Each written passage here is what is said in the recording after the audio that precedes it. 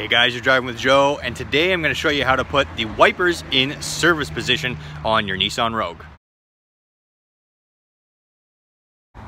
Alright, I have a Nissan Rogue right here, and to make it easier to replace your wiper blades, you want to have the wipers so that they're actually higher up on the windshield. Makes it a lot easier to change those wiper blades. I'll show you how to do that right now.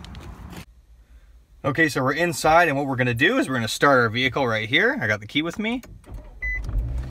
Okay, so now it's started. Move that back. So you're gonna lift this up really quick twice, and then the wipers will go into service position, and I'll show you. I believe the number is 0.5 seconds is how fast you have to move this up twice.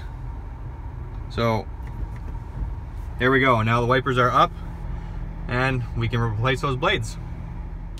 All right, now that your blades are replaced, all you're gonna do to move the wipers back down to regular position is lift the lever up once, and now you're all set.